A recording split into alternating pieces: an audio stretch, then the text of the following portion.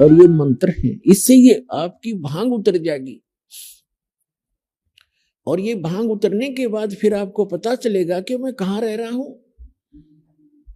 जैसे एक शराबी शराब पी के, जैसे हरियाणा जैसे क्षेत्र में, राजस्थान जैसे क्षेत्र में, राज्य में शराब पी करके बाहर पड़ा है गर्मी में दिन के 12 बजे, और बुरा हाल, पसीना पसीना हुआ है, रेत में लिपटा पड़ा है।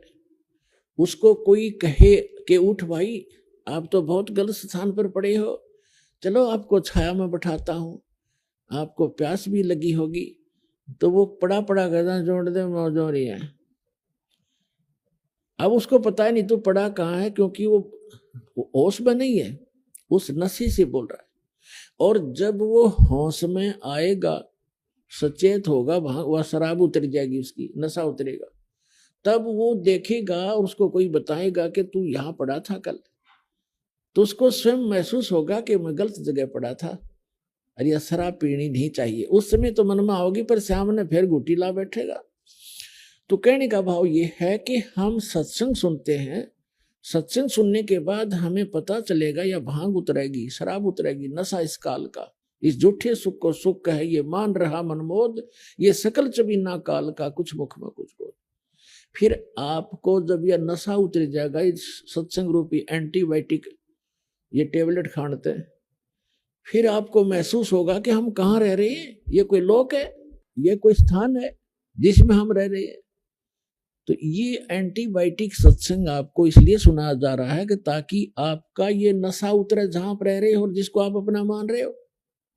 फिर परमात्मा कहते हैं कि यदि आपने ये ज्ञान समझ में आ गया और आपके बच्चे हैं, आपका परिवार है, बहुत अच्छी बात है, क्योंकि ये भी भगवान के बच्चे हैं, इनमें प्यार, इनमें मोह, इनके प्रति अच्छा स्वभाव भाव वर्तना, व्यवहार, अच्छा व्यवहार करना, तो ये हमारा नैतिक फर्ज बने है। लेकिन इनको भी अगर सुरक्षित रखना चाहते हो, जब तक आपका जीवन है, ये बेमतलब की जो दुर्घटनाएं होंगी, अकाल मृत्युएं होती हैं, तो इनसे दुख होता है हमारे को, बच्चा मर गया, कोई पत्नी मर गई, कोई पति मर गया, किसी को कैंसर होगी, तो उनसे बचने के लिए परमात्मा कहते हैं आप मेरी द्वारा दी गई ये साधना करो, ये मंत्र जाप करो, मैं तुम्हारी फिर रक्षा करूंगा, अकाल मृत्यु नहीं होने दूंगा। तुम्हारे बच्चे तुम्हें प्यारे लगते हैं, 5 पिता प्यारे लगते हैं, तो ये तभी ये प्यार बना रहेगा जब सत भक्ति करोगे, ये भी सुरक्षित रहेंगे।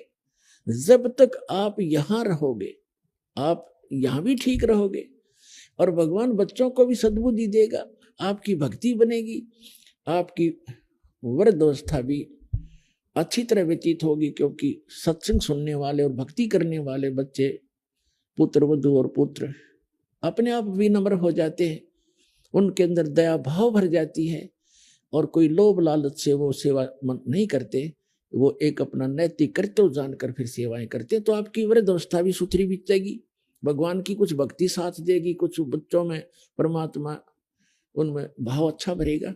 तो इस प्रकार परमात्मा कहते हैं जब तक आप यहाँ रहो इस गंदे लोक में, तो हमारी शरण ग्रहण करो,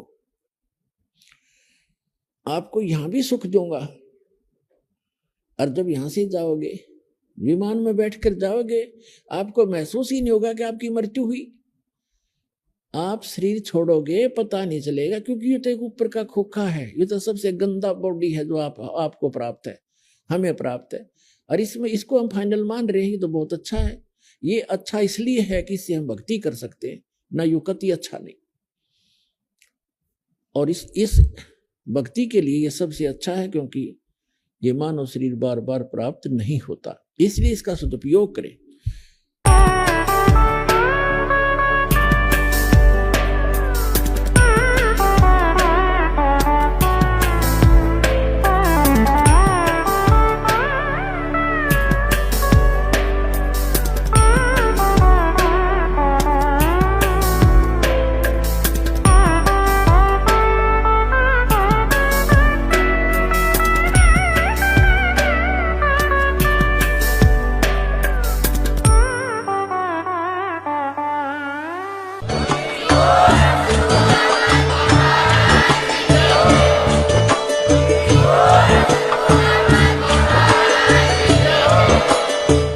सुन रहे थे जगत गुरु तत्वदर्शी संत रामपाल जी महाराज जी के मंगल प्रवचन। अधिक जानकारी के लिए विजिट कीजिए हमारी वेबसाइट www.jagatgururampalji.org। संत रामपाल जी महाराज जी के शुभ आशीर्वाद से पूरे विश्व भर में 500 से भी ज्यादा नाम दीक्षा केंद्र हैं, जिन पर संत रामपाल जी महाराज जी द्वारा ऑनलाइन निशुल्क नाम दीक्षा दी जा रही है। अपने नजदीकी नाम दीक्षा केंद्र का पता करने के लिए संपर्क करें 8222880541।